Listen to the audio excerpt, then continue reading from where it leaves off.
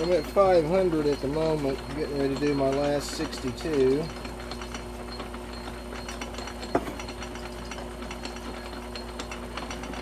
Had a few little issues here and there, but nothing too major.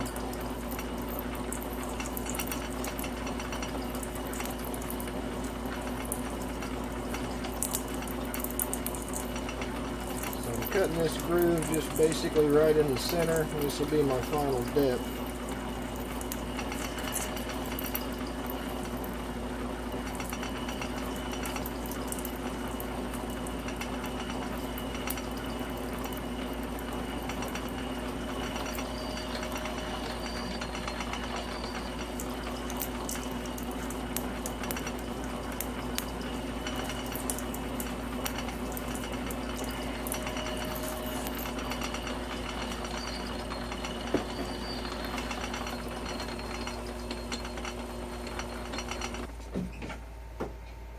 See where I'm at.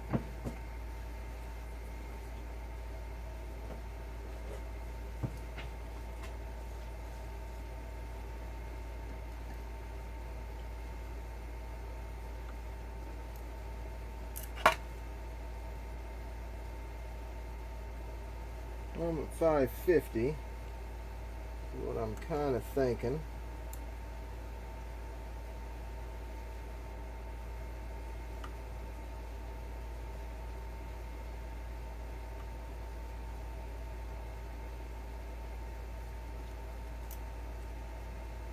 Yeah. Looks like 560. So I'm pretty good with that. Now I'm going to get set up and actually cut the angles. Well, not the best bird's eye view, but it's pretty close. So what I've done here is I've set my compound to run all the way to the end of its travel at the very bottom of that groove. So I'm going to start coming out this way and running the lathe at a higher RPM and using my parting tool to actually do the cutting, slicing a little bit off each side, or slicing a little bit off the side as I go along. And it's going to be running at that 19-degree angle.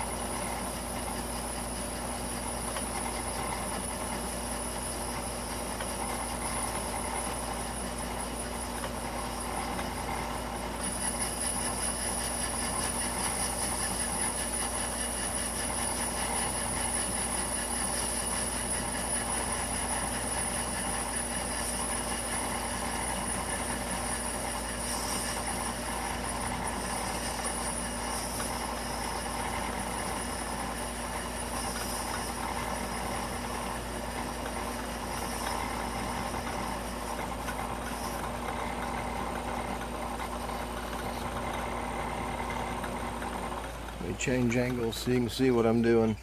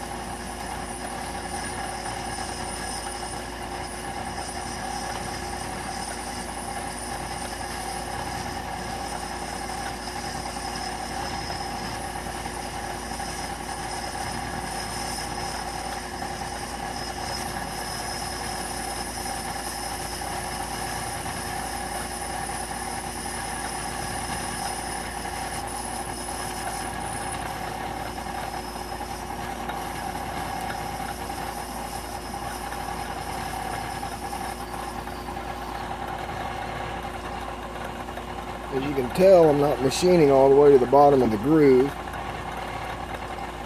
I'm saving that for last. Now, you can see, here's my scribe line right there where the end of my brush is. And that's how far I'm going to cut over, just to that scribe line. Now there's a couple of them there. That's because a couple of chips got built up. And I believe it's probably about where that one's at, so it's probably the very inside of that line. All I have to do is measure from this edge to whatever edge is left, and I'll know about where I'm at. So I'm just moving a little over in Z every time, or moving the carriage over, and just making a cut down to the bottom there.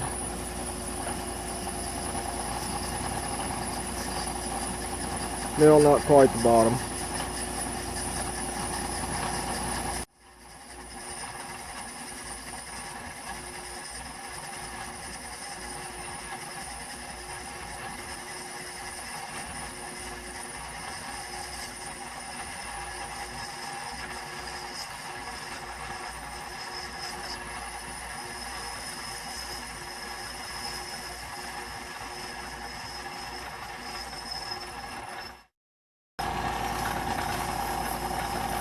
We're going to have a little back cut doing this.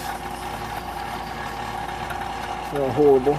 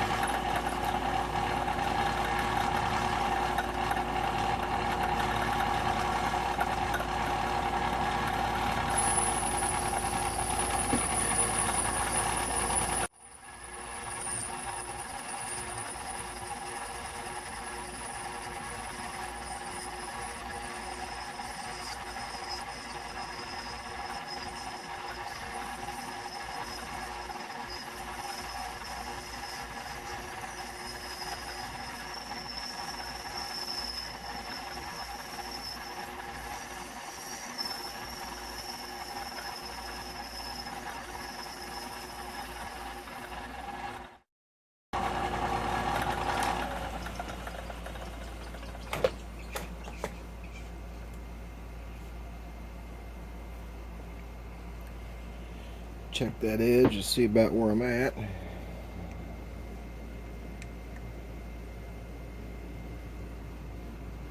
So I'm still at 230-ish. So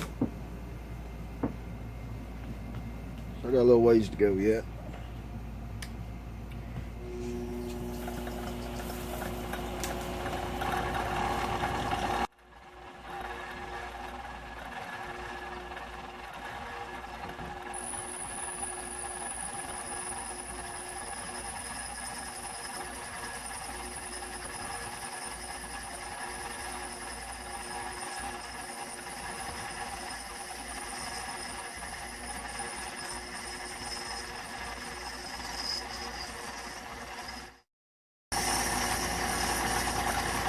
You can see the angle of that pulley starting to appear.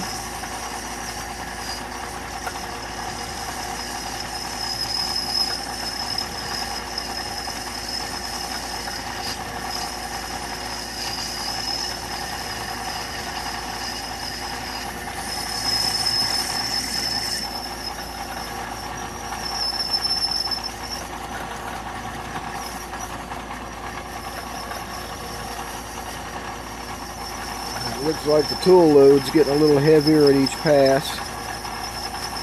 You can tell it's starting to bring a lot more back with it as it goes. It comes back.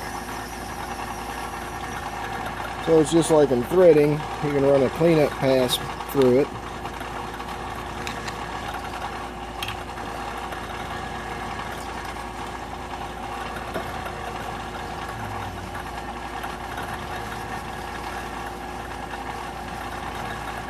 See if this helps any.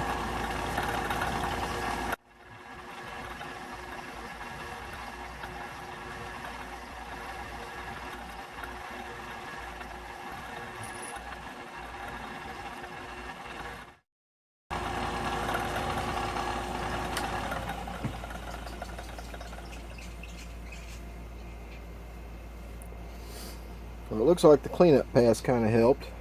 So what I'm going to do is I'm going to finish up this side, flip it over, and start on the other side. Then I'll come back.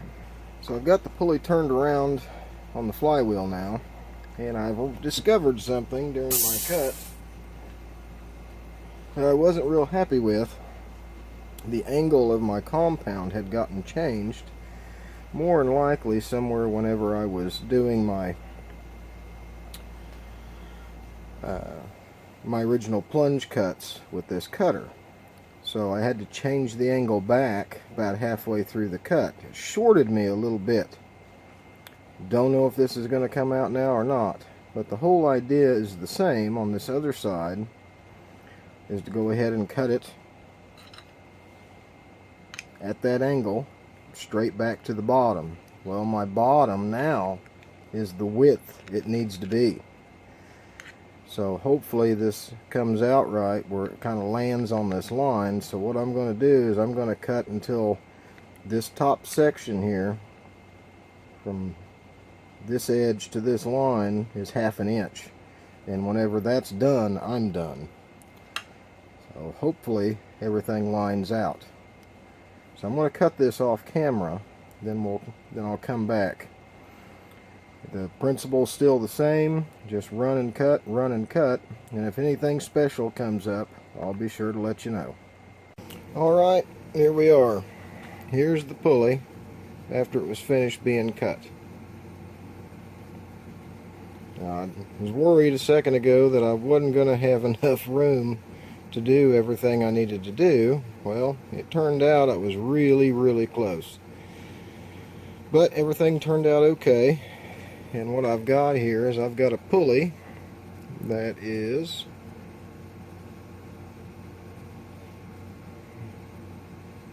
about 550 in width at the top,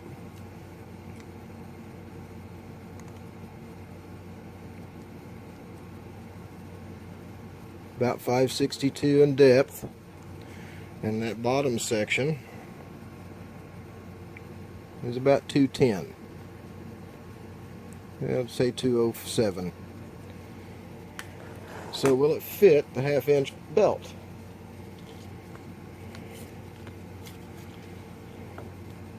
Well, there's the fit to it. It's not too terrible, right? Looks like it's going to be just fine. Now, one thing, if I can show you this, you can kind of see back there, I've got the pulley, the belt pushed into the pulley pretty hard, and there's still a gap between the bottom of the belt and the pulley itself. And that's kind of what I was wanting. That way I know that the belt is slid down into it and it's going to be a good grip on both sides. So what was our overall diameter? Should have been around 3 inches.